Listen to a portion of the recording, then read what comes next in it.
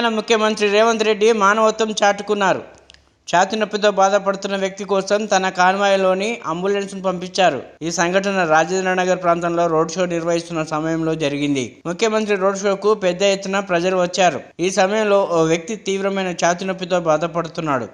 ఇది గమనించిన ముఖ్యమంత్రి అతనికి సహాయం చేయాలని తన కాన్వాయ్లోని అంబులెన్స్ సిబ్బందికి సూచించారు. ఓవైపు బిజీగా ప్రచారం జరుగుతున్న సమయంలో రేవంత్ రెడ్డి కనబరిచిన తీరు పట్ల అందరూ ప్రశంసలు కురిపిస్తున్నారు.